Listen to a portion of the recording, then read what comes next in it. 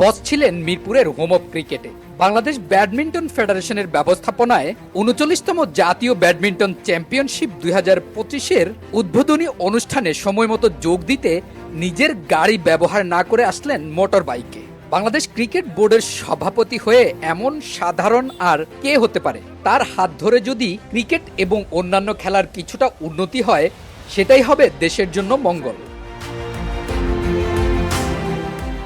BCB বস আমিনুল ইসলাম বুলবুল এসেছেন শহীদ Tajuddin Ahmed indoor স্টেডিয়ামে জাতীয় ব্যাডমিন্টন চ্যাম্পিয়নশিপ ২০২৫-এর উদ্বোধনী অনুষ্ঠানে প্রধান অতিথি হিসেবে। তাই তাকে ব্যাডমিন্টন ফেডারেশনের পক্ষ থেকে ক্রেস্ট দিয়ে সম্মানিত করছেন।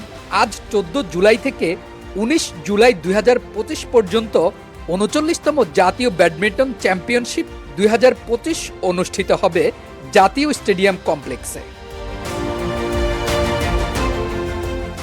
ক্রিকেটের ব্যাট নয়, বিসিবি বসের হাতে ব্যাডমিন্টন। জাতীয় ব্যাডমিন্টন চ্যাম্পিয়নশিপ ২০২৫-এর উদ্বোধনী অনুষ্ঠানে হাজির হয়ে বিসিবি বস মেতেছেন এই খেলায়। একের পর এক দারুণ সব শটে মুগ্ধ করেছেন উপস্থিত সব দর্শকদের। এই হাতেই দেশের হয়ে টেস্ট ক্রিকেটের প্রথম শতক করেন আমিনুল ইসলাম বুলবুল, যিনি এখন বাংলাদেশ ক্রিকেট বোর্ডের সভাপতি। বিসিবি বসের সাথে জাবেদ ওমর বেলিম একসময় ক্রিকেট মাঠে কাঁধে কাঁধ মিলিয়ে লড়েছেন। আজ এসেছেন বাংলাদেশের মানুষের কাছে ব্যাডমিন্টনকে আরও বেশি জনপ্রিয় করতে। বিসিবি বস জাবেদ ওমরকে সাথে নিয়েই সব দলের প্লেয়ারদের সাথে হাসি মুখে কুশল বিনিময় করলেন। বিসিবি বসের সাথে হাত মিলিয়ে যেভাবে আনন্দ প্রকাশ করছেন, তাই বলে দিচ্ছে সবাই কতটা খুশি তাকে কাছে পেয়ে। আমিনুল ইসলাম বুলবুল সেই আগের মানুষটি আছেন যিনি বিসিবি বস হওয়ার আগে ছিলেন, যেখানে এদেশের অনেক মানুষ ছোট্ট একটা পদ পেলেই রাতারাতি বদলে যায়।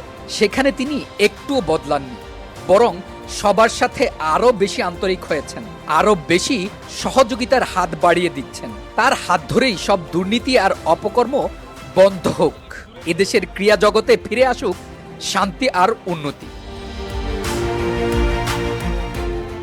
শুধু বড়দের সাথে নয়, উপস্থিত সবার সাথেই হাত মেলালেন আর হাসি মুখে খোঁজ খবর নিলেন। বড়দের পর ছোটদের সাথেও তিনি এক এক করে কথা বললেন আর খবর নিলেন। আমিনুল ইসলাম বুলবুল যেন এক শান্তির দূত হয়ে এলেন এদেশের ক্রীড়াঙ্গনে। ২৪-এর হাত ধরে যে পরিবর্তন এসেছে এদেশে, সেই ধারাবাহিকতার ছোঁয়া লাগুক সব খেলাধুলায়। লাখো কোটি ভক্তের মন ভরে যাক জয়োল্লাসে, লাল সবুজের পতাকা উড়িয়ে।